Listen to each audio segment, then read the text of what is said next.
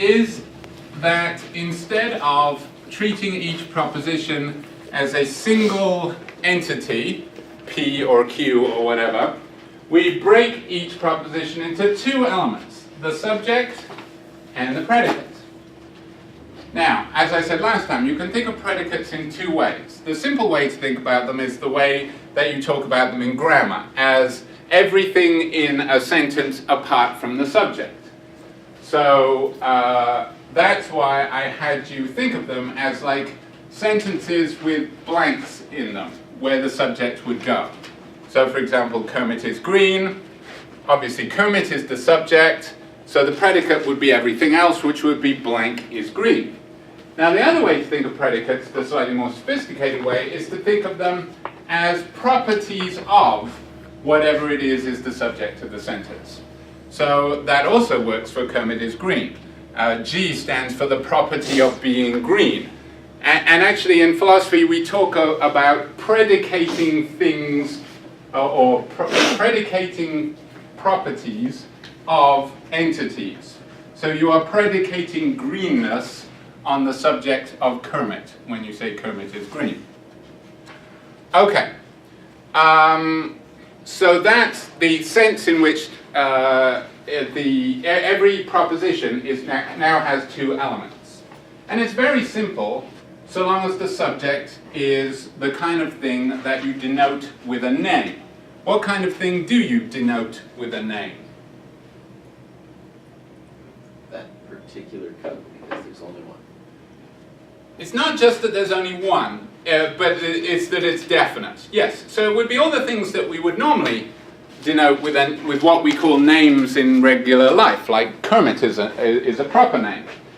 But it is wider than that. The category of things that you use a name to refer to in logic includes all definite particular individual things.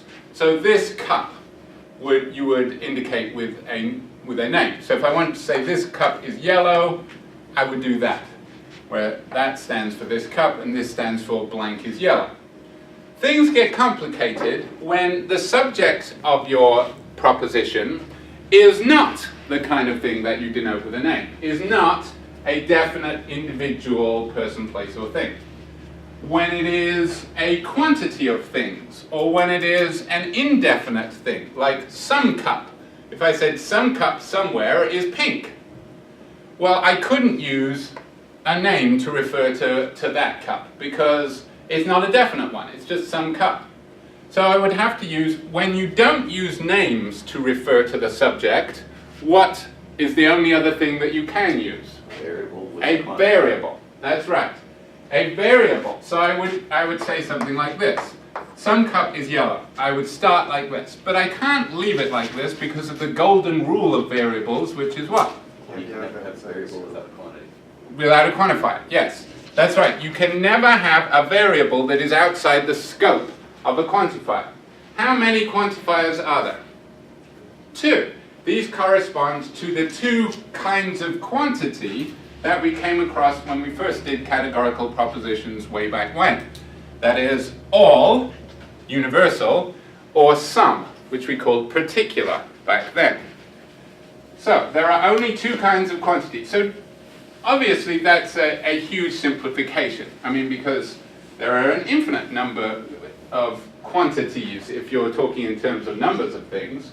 But logic just says, let's divide the world into talking about all members of a class of things or everything else. And everything else gets covered by particular categorical propositions.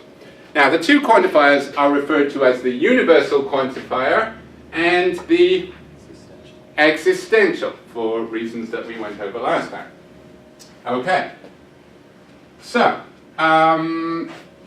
if I were to say some cup is yellow, so this says this cup is yellow. This doesn't say anything yet because it's breaking the rule. You can't have a variable without a quantifier. What quantifier would I need if I say some cup somewhere is yellow? I would be existential because I'm not talking about all cups. I'm just talking about at least one. So I would do that. Now, that says something. Does it say some cup is yellow? No.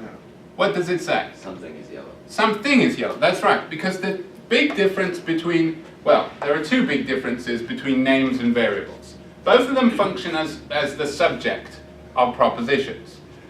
The first big difference between names and variables that we've already talked about is names don't need quantifiers, because you know there's only one of them. So you don't need to specify that. And incidentally, as I said last time, the introduction of names means that we can avoid the silliness that we got into when we did categorical propositions last time of treating particular names as if they were universals. Like JFK is unsuccessful in his domestic policy, became all JFKs are things that are unsuccessful, and we had to turn them into universals. We don't have to do that anymore because we got names. We can treat them as distinct individuals, so that's good. So the first difference between names and variables is you don't need quantifiers with names. That keeps it simple. You do need quantifiers with variables. The other big difference between names and variables is that names can have information built into them. This has built into it the fact that it's a cup. That's why it's a little c. That information is there, so you don't need to specify that using predicates. However, all variables are the same. They're just things. You can't build anything into a variable. It's a featureless thing. So if we're going to say some cup is yellow, we have to add the info. First of all, we said this thing is yellow, but we also have to add the information that This thing is a cup. this thing is a cup. So we now, where before the cuppiness was built into the name, here we have to add an extra predicate and say of that thing that it is a cup. Okay, so there's the big difference between this thing is a yellow cup. I mean, this is a yellow cup, and some cup is yellow. Is this? You have to, not only do you have a quantifier, you have to add an extra predicate. Now, I think on your homework there was also something like, suppose I wanted to say this thing is a yellow cup. How would I do that?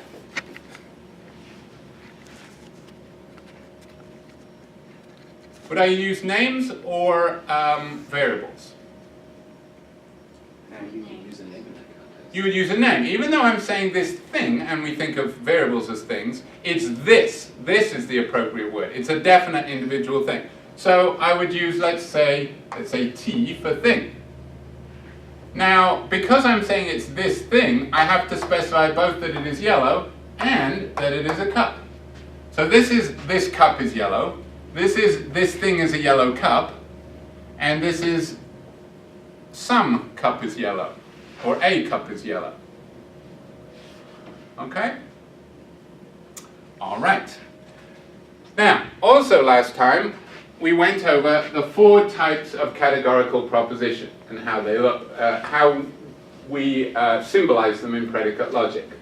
So, A type is all SRP, and as I said last time, both S and P, when we were doing categorical propositions before, we thought of as classes of things.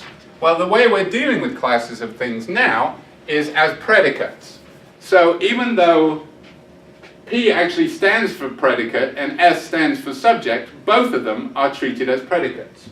Because the way you say all SRP is you say for everything in the universe, if that thing is an S, then that thing is a P. All whales are mammals becomes for everything in the universe. If it is a whale, then it is a mammal. And the difference, and no SRP is, no whales are, I don't know, helicopter pilots, becomes for everything in the universe, if it's a whale, then we know of it that it is not a helicopter pilot.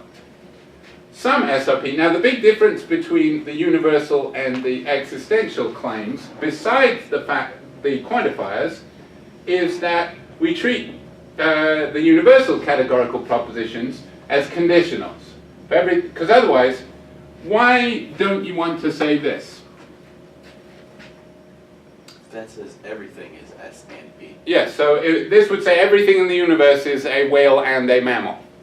You don't want to say that. You want to say for everything in the universe, if that thing is a whale, then it's a mammal.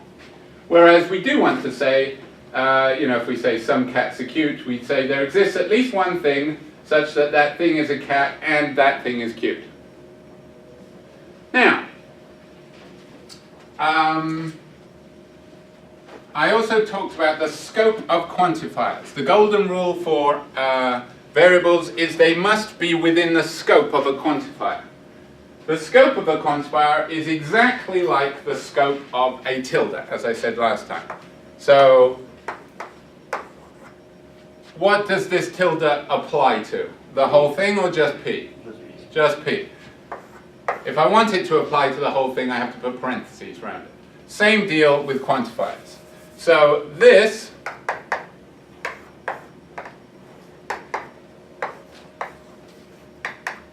breaks the rule. Why does it break the rule? Where does it break the rule? Vx doesn't have a quantifier. Right, this x is outside the range of the quantifier. This one's fine. It is in the range of this quantifier, but this one would be outside of it. There are two ways to fix this. I can either put it in the scope of this one, or I can add another one. Now you might say, well, wait a minute, can you use x twice? Yes, you can, because this x is outside the scope of this one. What you can't do is use x twice within the scope of the original one. We'll see examples of that later on. Now, these two things say different things. Let's say S stands for soft and P stands for, I don't know, purple. Yeah, so what does this say?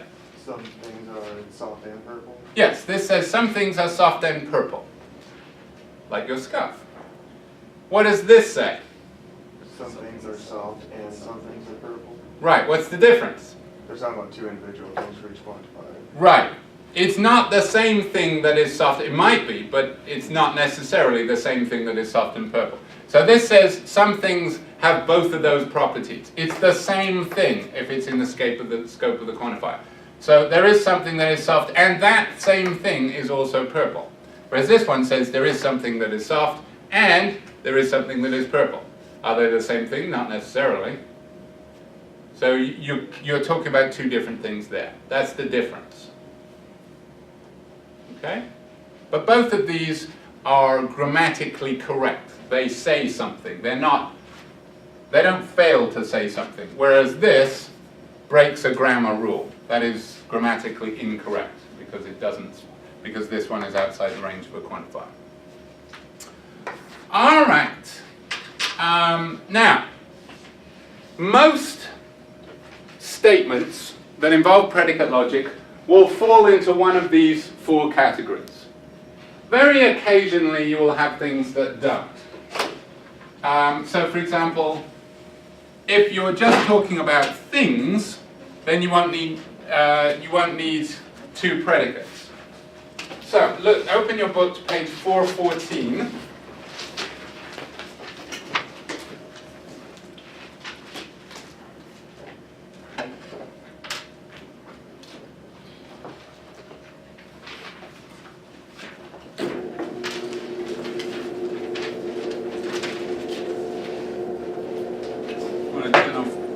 Light that shines on there. Sure. Okay. Zach, everything's groovy. Now, when we're doing this, the very first thing that you have to do always is you have to define your predicates and names if you need them. So, what predicate do you need for everything's groovy? Yes.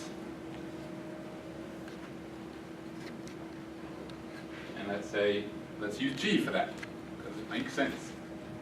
All right, now, symbolize that.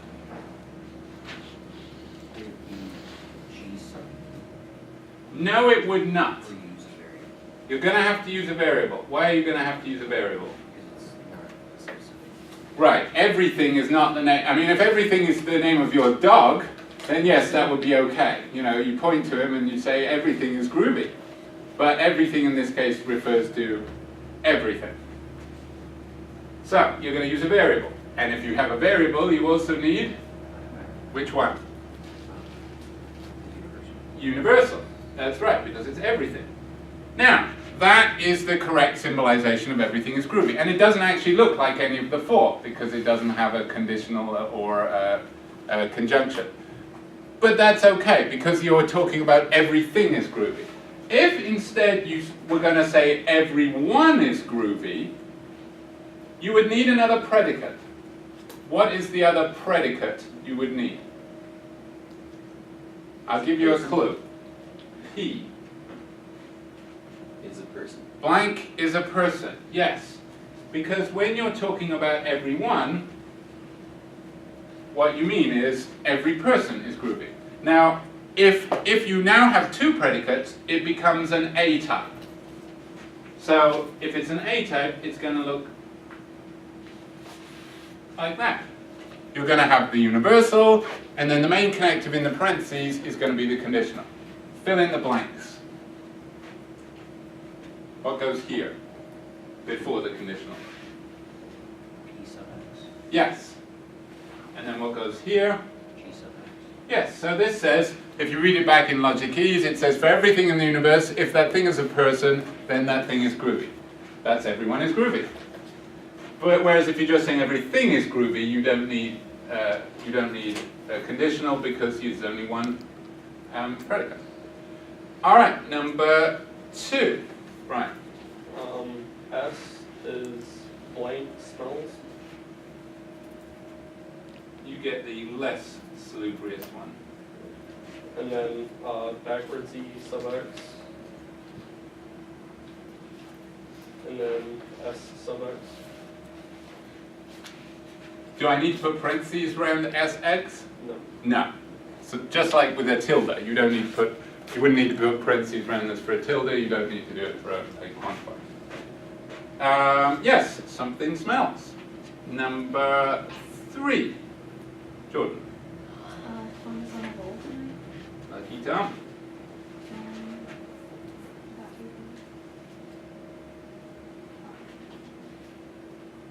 First of all, we're going to need a name.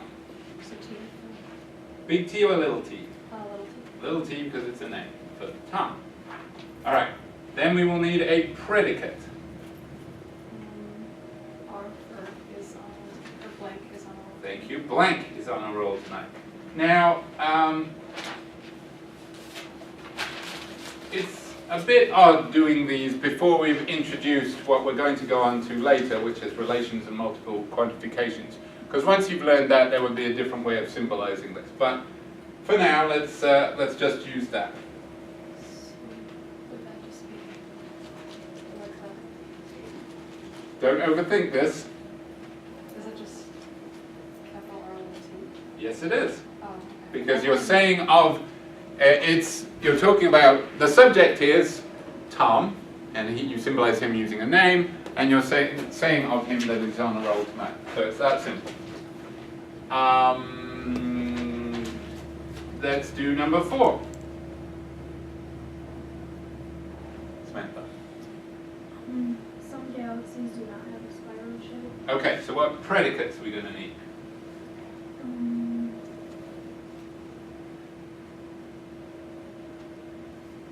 It would be tilde S equals blank.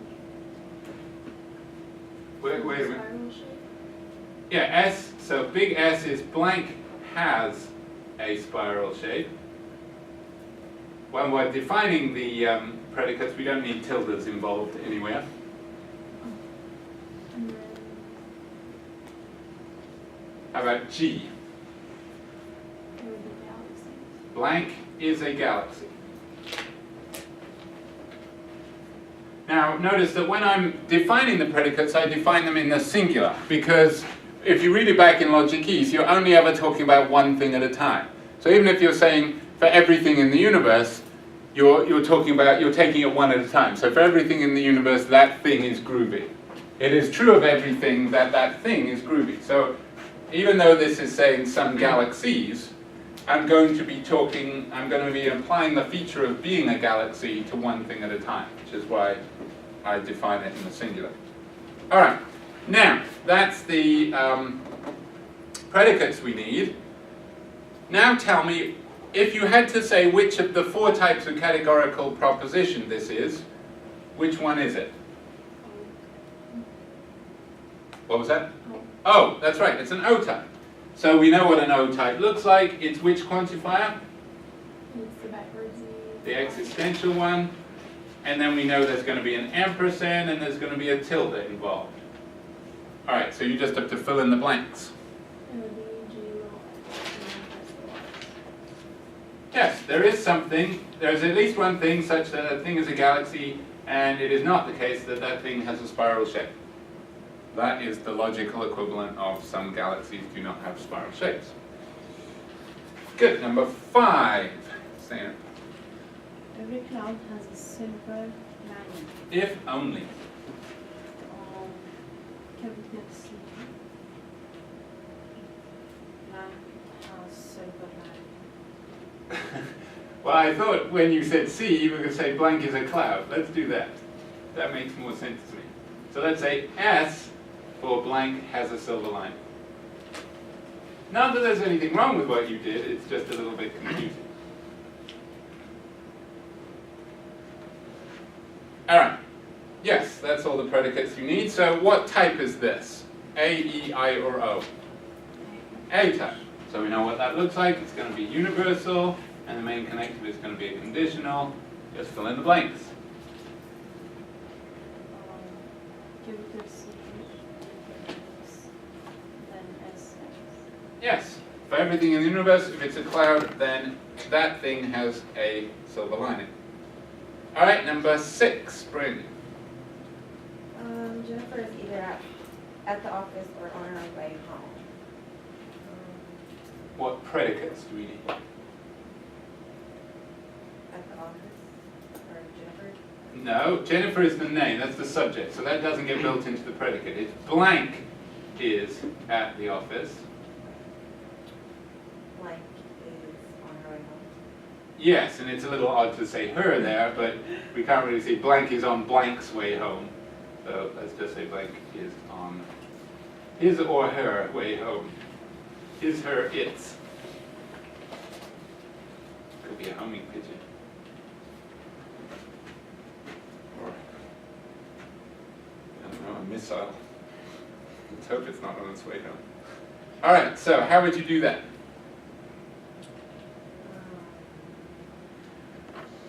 O or capital O, little j.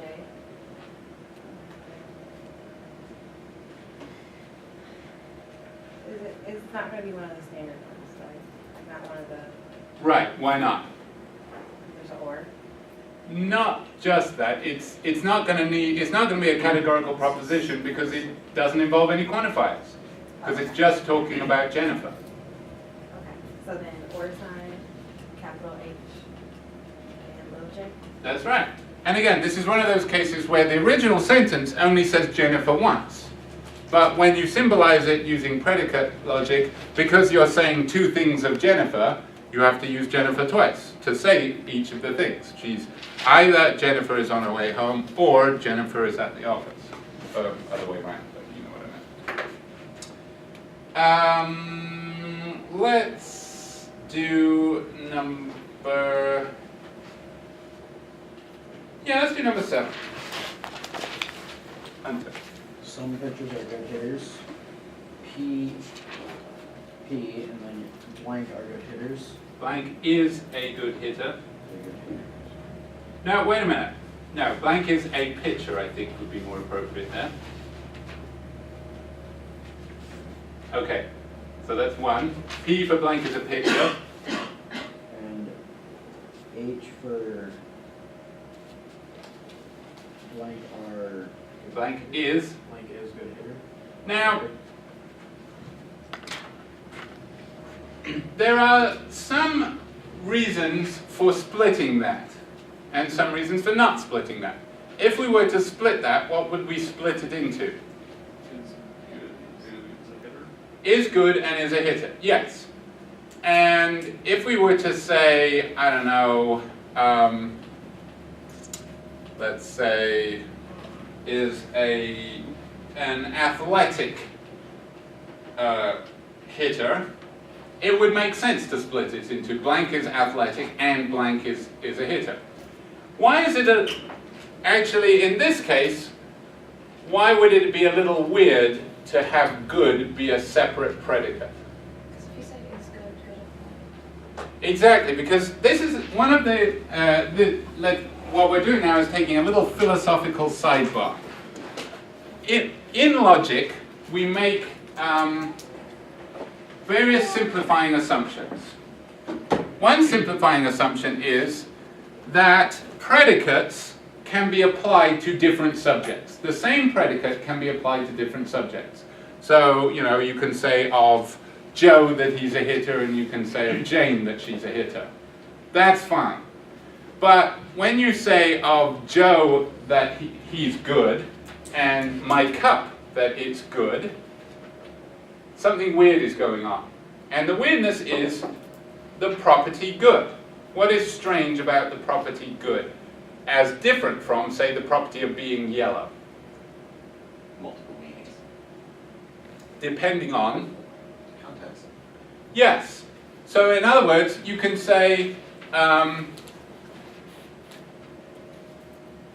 someone's a good person, and the good there means something different from if you say they're a good assassin, right?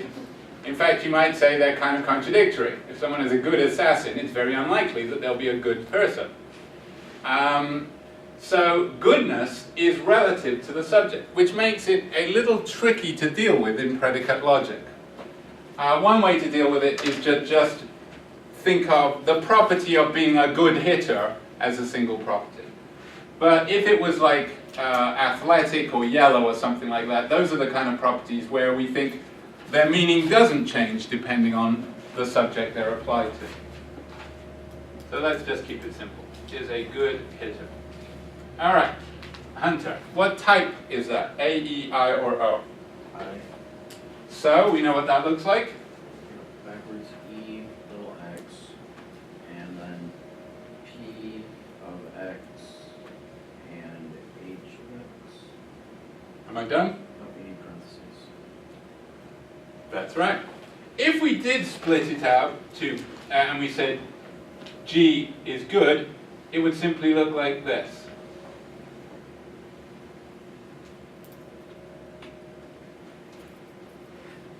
Right? You can do that with, as I said last time, you can do that with categorical propositions. If I said some athletic pitchers are good hitters, then it would look like this. Can you move that up a little? Sure.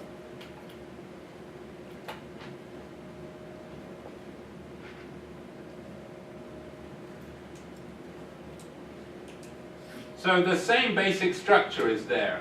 It's an I type, so you have the existential and you have the main connector being an ampersand, but instead of just talking about pictures, you're talking about things that are athletic and pictures. And instead of just talking about hitters, you're talking about things that are good and hitters. But the same basic structure is always the same. You can sort of expand things. It's kind of like Lego.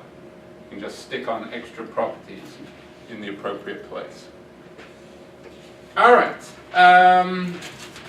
No freshman can take this course. Number 8. The F for freshman? F for blank is a freshman, yes. And then C for blank can take this course. Yes, blank can take this course. Now, what type is this? A, E, I, or O? This is E.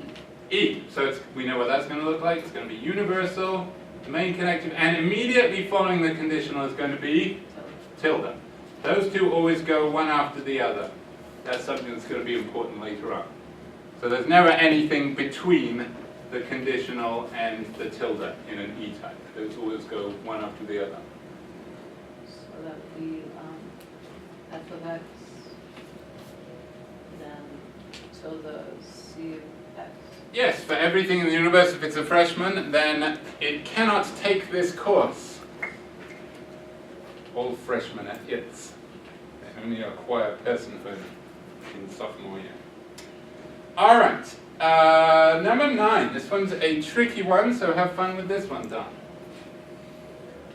We're going to F and Yeah, C. Yeah, we'll use the same one, same ones. Is a freshman and can take this course. For any X, if it is taking this course, then it is a freshman. That is right. If I'd written this,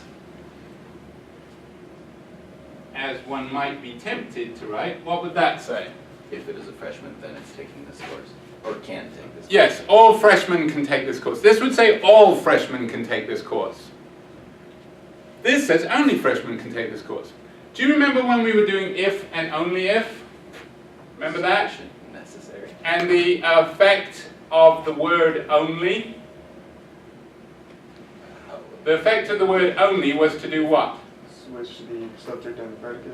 Well, or switch, in this case, the antecedent and the consequent. Yeah, basically conversion.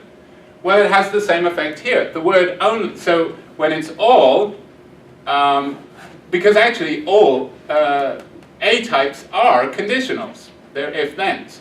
So all freshmen can take this course is this, only freshmen can take the course is the converse of that. Another way to think of it is what is the, this is equivalent to its contrapositive. So, what is the contrapositive of that then? If it is not a freshman, then it is not taking this course. Right, and maybe that's a simpler way to think about it. If only freshmen can take this course, well, for everything, if you're not a freshman, then you can't take this course. Okay? That's how you do only. So this one was the wrong one. That says all freshmen can take this course.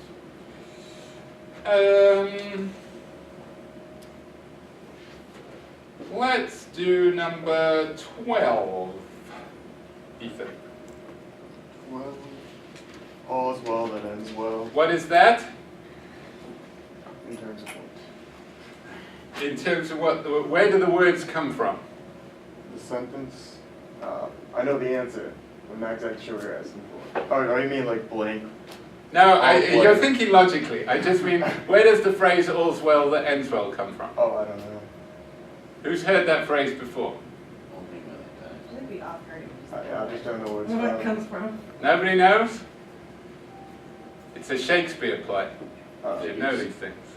Yes, I don't know if that's where it first occurred or if he was using a common phrase, but It's kind I of ironic suspect for he didn't Shakespeare, have the though. apostrophe error in the sentence that. right.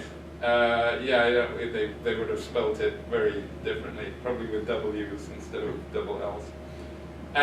All right, so that actually is important that it is a Shakespearean phrase. In other words, it's rather archaic English. With that in mind, All right. I put for all things X. wait a minute, define your predicates first. Oh, all is blank that ends blank.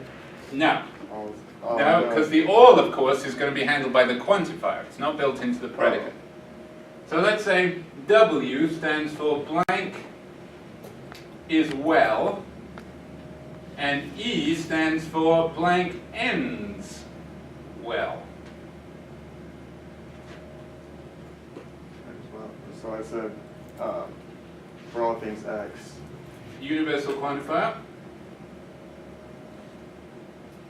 If it ends well, then it is well. So you said this. Is that right? Yeah. No, it's not right. Why isn't it right? It's because it's not what that means. What that means is it's a rather archaic way of saying all things that are well end well. Okay. So in other words, it's the reverse. It's just like blessed are the meek. Remember that? Mm-hmm. What is, if you had to say blessed are the meek, that would be a universal. So let's say B is blank is blessed, and M is blank is meek, how would you say blessed are the meek? I'll give you a clue. It's an A type. If it is meek, then it is blessed. All things that are meek are blessed. And the same thing is here. All's well that ends well. Or you have it backwards. This is backwards. Okay. So in other words, this is wrong. It should be, for all things, if they are well. Wait a minute.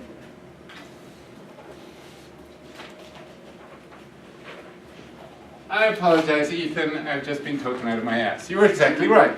You reversed it, and I was thinking he's not going to reverse it. So whatever he says will be wrong. That was the answer in the book, so I was like, wow. Oh, that's so you cheat! stupid, You huh? cheat. That way, I don't have to apologize. No, I You did checked it. I did a first and then checked. All right. Sure, you say that. You're exactly right. Forget everything I said. You did reverse it, because it does say all's well that ends well, but you reversed the order. We'll erase that part of the tape. Okay. Let's skip over number 13. And let's skip to number 15, in fact. Josh, define me some predicates. So L is blank is loyal. Okay.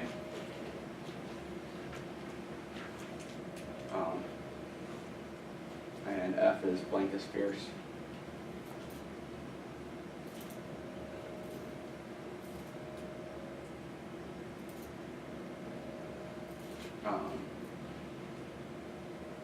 And then D is blank is a Doberman, and G is blank is a German Shepherd.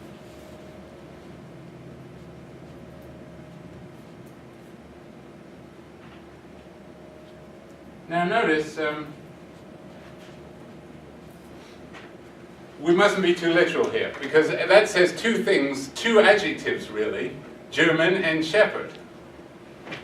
Is shepherd an adjective? Yeah, we'll treat it as a property, but we don't split that in half. We don't say G for blank is German and S for blank is shepherd. Why not? Because it's a name of a breed of dog and it specifies. Right, if we were talking about literal, Literal sheep German herders shepherds. from Germany, then we would split it in two, but German Shepherd is a breed of dog. Actually, I don't know why, but in England we call them Alsatians. And Alsace, I believe, is a region that's sort of on the French. It's right on the border of Germany and France, I believe. You're not going to contradict me, so I can just bullshit. But yes, Alsatian is what we call them. I don't know why. They're the same big, hairy, vicious dog. All right. So those are indeed the predicates we will need. What type is this? A, E, I, or O, basically. A. It's an A type. Okay, so we know it's going to look something like this. You just have to fill in the blanks. DX or GX. Ooh, you didn't fall into the trap. Damn it, I was hoping you would, so it'd be a learning moment, like with Ethan. Then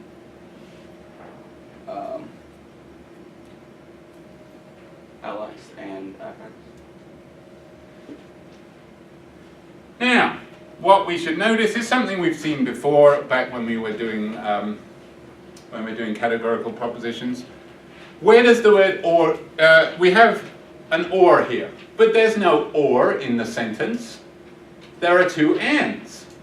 There's Dobermans and German Shepherds are loyal and fierce, and you use an ampersand here. Why didn't you use an ampersand here? Where does this or come from? Because you're not talking about things that are both Dobermans and German Shepherds. Exactly right. If you had an ampersand here, you would be saying for all things, if that thing, because remember, it's the same thing at every moment, because there's only one quantifier and all the x's are in the scope of it. So for everything in the universe, if there was an ampersand here, you would say if that thing is a Doberman and also a German Shepherd, it would have to be a crossbreed, then that thing is loyal and fierce. What you want to say is for all things, if those things are either Dobermans or they're German Shepherds, then we can say of them that they're loyal and fierce. Very good. That was a tricky one.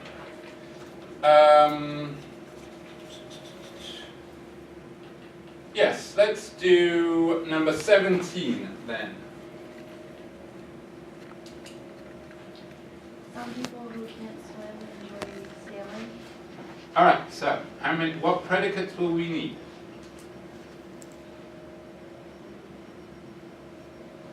Let's say P is blank is a person. I'll start you off.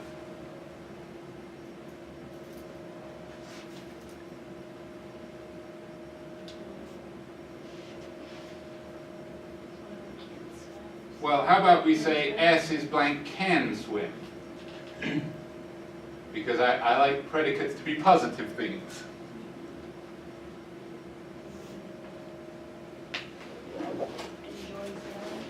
Yeah, so let's say E for blank enjoys sailing.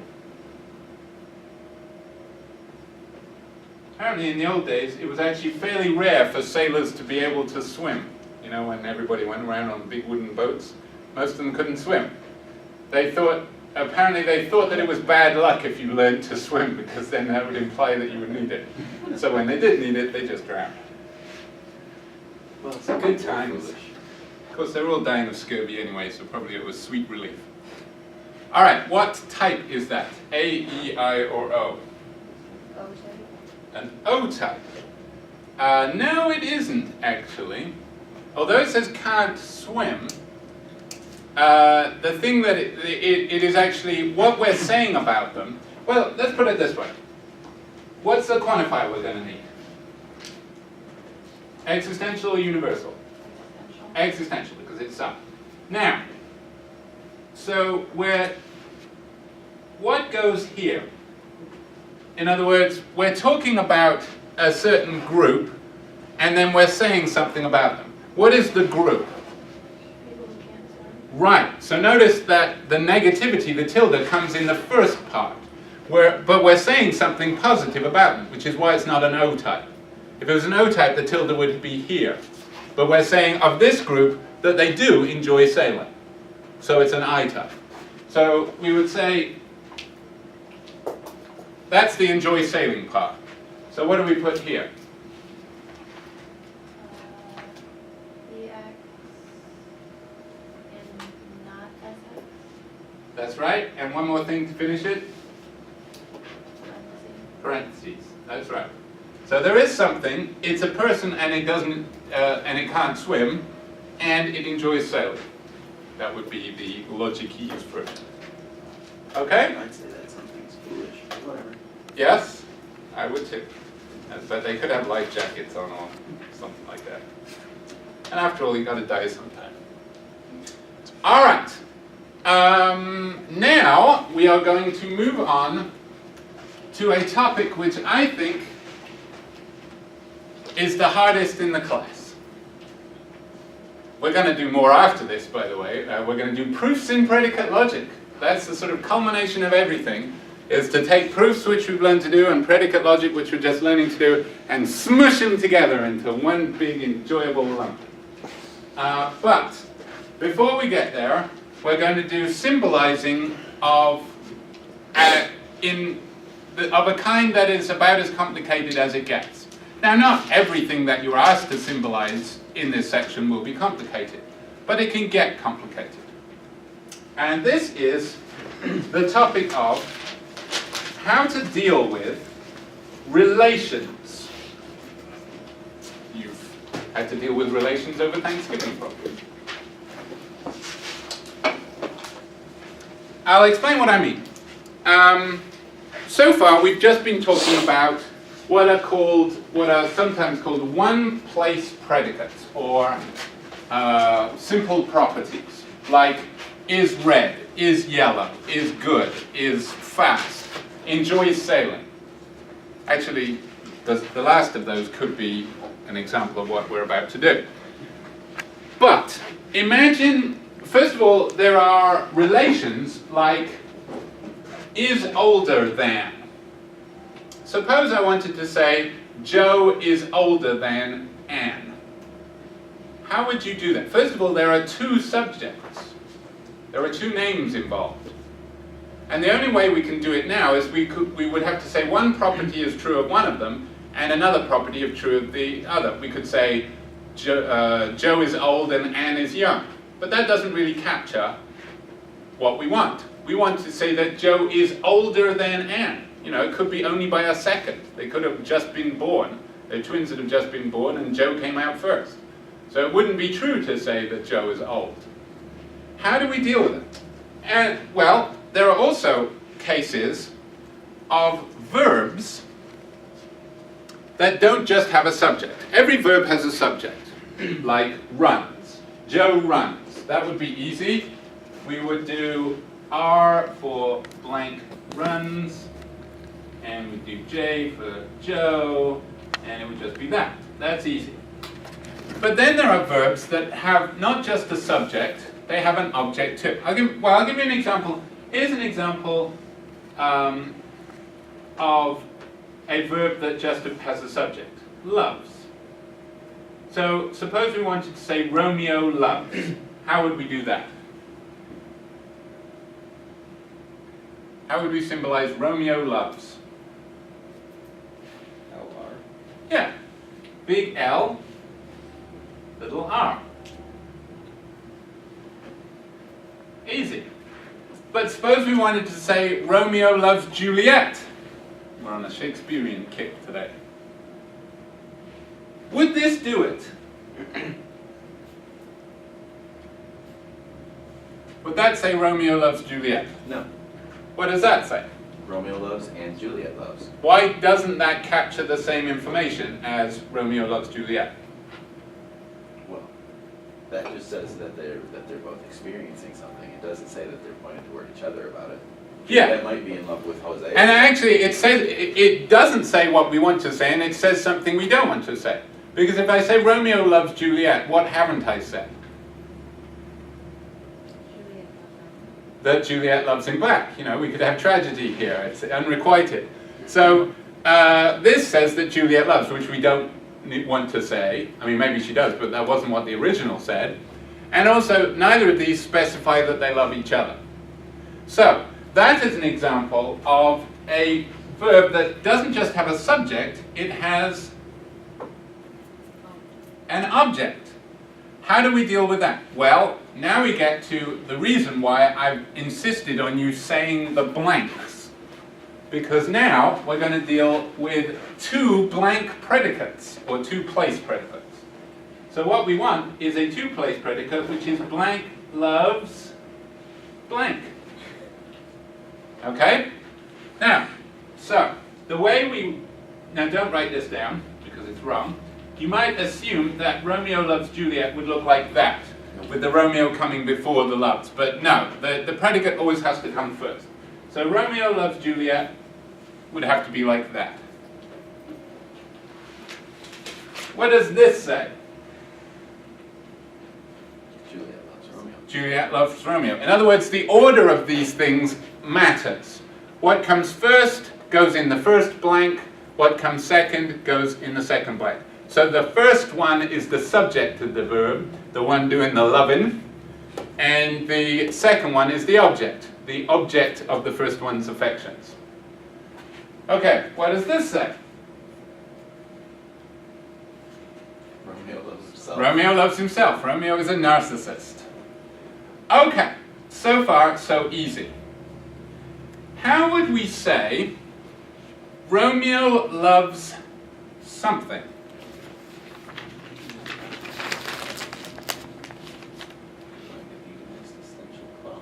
Well, first of all, we will have this, obviously, because there's loving going on and Romeo's doing it. But what comes after the R? Has to be a variable. Can't be a name because it's not a specific definite thing, it's something. So let's say X. But if we have a variable, what do we also have to have? A quantifier. Which quantifier? Existential. And it has to be up the front so that it has it in its scope. There you go. So, in other words, this would be, there exists something and Romeo loves it. Or Romeo loves something. Okay so far? Alright. What does this say? loves everything. Romeo loves everything. Romeo has no discrimination. He will just love anything. All right, what does this say?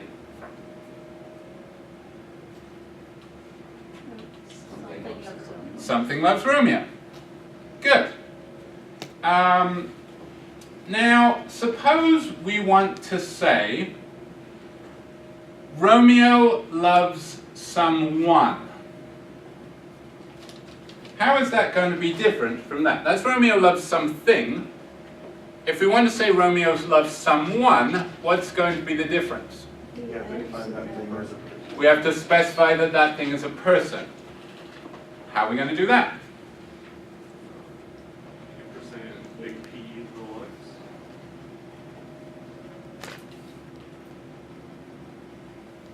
Finish it. Parentheses around it, existential little x. That's right. There exists something, that thing is a person, and Romeo loves it, which is Romeo loves someone. Why don't they make it conditional? Because it's something. If this was a conditional, it would mean something, but it would mean something a little odd. This would mean there is something such that if it were a person, then Romeo would love it. That is actually true of this pen.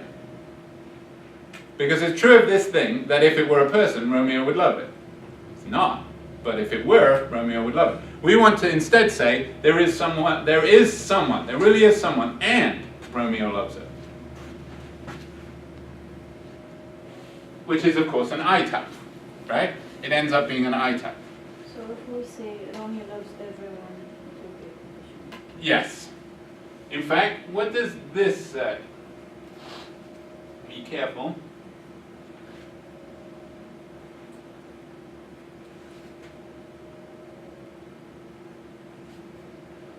Everyone loves Romeo. No, everyone loves Raymond. Okay, nice. Yes. No, that's right. Everyone is for everything in the universe. If that thing is a person, then that thing loves Romeo, which is everyone loves Romeo. Yes. Okay. So far, so good. Not so hard, you think. All right, let's kick it up a notch. How would we say everything loves something? Well, obviously there's loving going on. What do we put immediately after the L in the subject position? A variable or a name? Variable, because it's everything. What do we put after that? In the different variable. A different variable. Finally, we need two variables. Okay, and where you've got variables, you have to have, everybody? Quantifiers. Everybody? Quantifier. Yes. Now, I said everything loves something. So, what is the quantifier that goes with the x? Universal. Universal, because x is in the subject position doing the loving, and it's everything. Then what comes next? Existential For the Y. y. There you go. That says everything loves something. Okay? Now, before we go any further, this is a little oddity that is worth pointing out. I'm not going to change anything. I'm not going to change the fact that x is universal and that y is existential. I'm not going to change the order. So x is universal and the subject, y is existential and the object. The only thing I'm going to do is I'm going to switch the position of the quantifiers. So y is still existential, x is still universal. I've just changed the order. Does that change the meaning? Yes. Yes, it does. Thank you, Don. Now, hold on. Y. What does this say? This says everything loves something. This says there is something that everything loves. What's the difference? Somebody other than Don. What's the difference between saying everything loves something, which is probably true? Well, no, some people are dead. This pen doesn't love anything, but everything loves something, and there is something that everything loves. What's the difference? Yes, Brian. So the first one, there could be any object, doesn't matter. Right, you love pizza, I love lasagna, somebody else loves a burger. Yeah. Right, we all love something. And then the second one is a single object that everyone loves. Yes, so in this case, everybody could be loving different things. It's just that there is something that everybody loves, but it's not the same thing. Whereas this says there is some one thing, and everybody loves that one thing. You see the difference? Pretty groovy, huh? So order of quantifiers matters. All right. Now, how would we say everybody loves something? So instead of everything loves something, everybody. And here's where it gets tricky. Now, we'd still have LXY, because we're going to need variables. But what do we also have to say about X? Not just that it loves Y, but that it is a person, because we have said everybody. So, where do we say that? Well, we say it up here. And I'm just going to tell you, here's how you do it.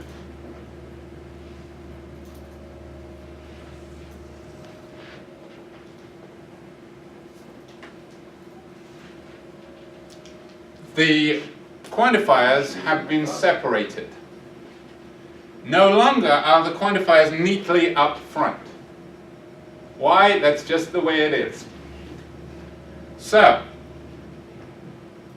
what we are now saying is, for everything in the universe, if that thing is a person, then there exists something that the person loves. Okay. So that's, let's write that down, that's everyone loves something. How are we doing time-wise? Okay.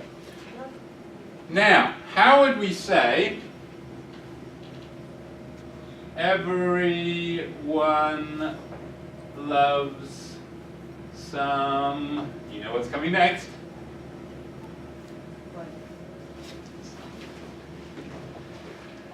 How would we say that? What information do we have to add to this one? Y is also a person. Y is also a person. So where do you think that happens? Well, where would it have to happen? After what? Existential Y. Yes, because before, if it happened over here, you wouldn't know what Y was, because Y hasn't been introduced yet. So, the way it works is, first of all, we introduce X. Then we introduce Y, and we say Y is a person. And finally, here's where the relationship is settled between X and Y. Now, what you might notice, first of all, how many quantity words are there in this sentence? 2. What are they? Every and some. Okay. Which of the 4 categorical propositions do you associate with the word every? A, E, I, or O? A type. So this tells you that there is an A type. Hey, guess what? This is the A type. That's what an A type looks like. Alright, what type of categorical proposition do you associate with the word some? An I type. Oh, look.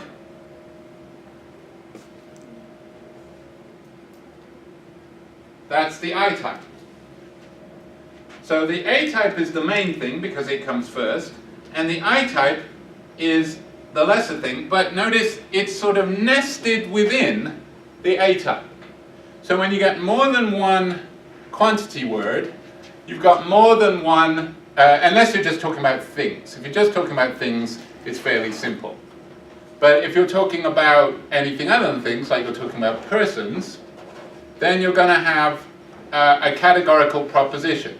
And here you have another categorical proposition that is going to be nested within the first one. Okay. How complicated can things get? Well, You don't want to it's know. like chain rules, so. Well, let's see. Let me start the computer up again. If you go here, so you click on handouts. Incidentally, I've already posted the homework for this week, but it will not be due until Thursday. So we'll have another class to talk about this before you have to finish. But you can check it out. However, you click on handouts, and then you click on handouts for the course, and then you click on symbolizing with overlapping quantifiers. This one, we've already moved beyond that one. That one covers everything that you need to know in predicate logic. This just focuses on what we're learning today.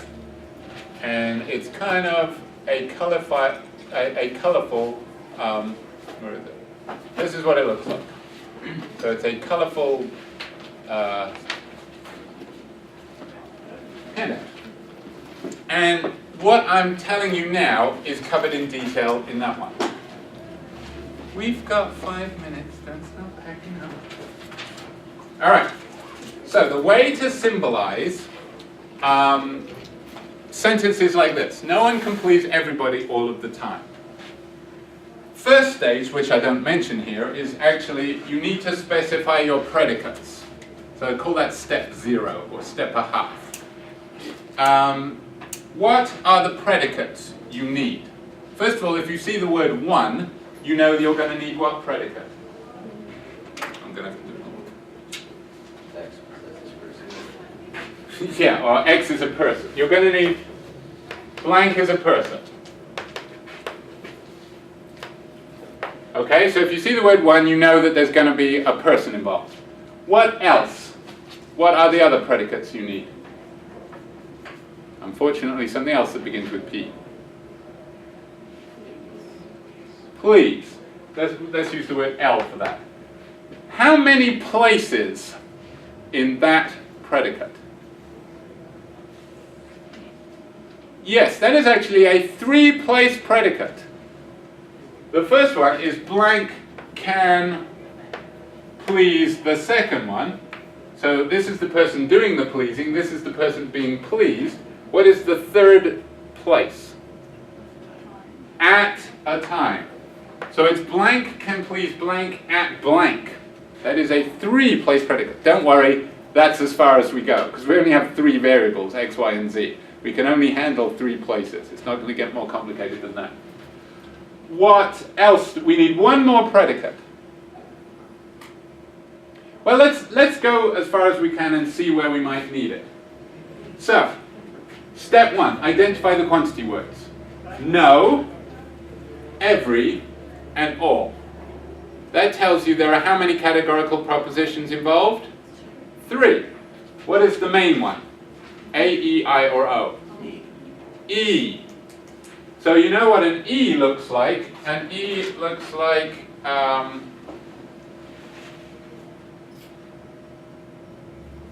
first of all, there's going to be a conditional, and immediately after it, there's going to be a tilde. All right. Now, incidentally, what is the subject of this E type? It is no person. So we specify that X is a person.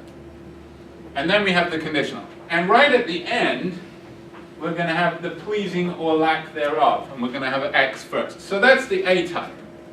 Although there's got to be 2 more variables attached there because it's a 3-place one. All right. Next, we move on to the next categorical proposition, which is what type? An A type. What's going to be the variable involved here? Y, because we've already used X. And what kind of thing is Y? A person. So what that's going to look like is it's going to be universal because it's an A type. It's going to look like this, and we're going to specify what here? That Y is a person. Okay. Oh, and Y is the person being pleased or not being pleased, depending on what we're talking about. So we've already nested an A type within an E type, but there's one more to go. What type is this? It's another A type. What's the variable going to be? It's going to be Z. Okay, so we're going to say Z, and then we're going to add that. So make sure we've got 3 closed parentheses, and Z goes on the end here. What kind of thing is Z? A point in time. Right, Z all the time. So we're going to have, that tells us what our last predicate is. It's blank is a time.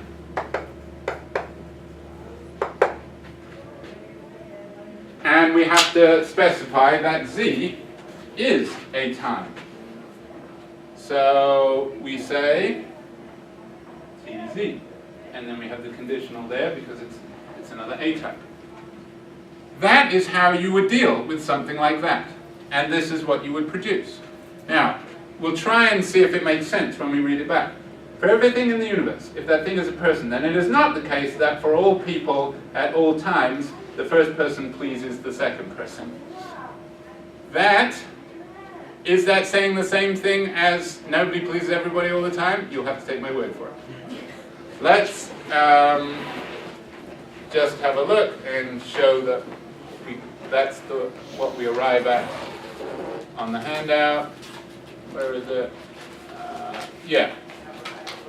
So here's the A type. Here's the E type. Here's the A type, and here's the last A type, and you smush them all together. And notice that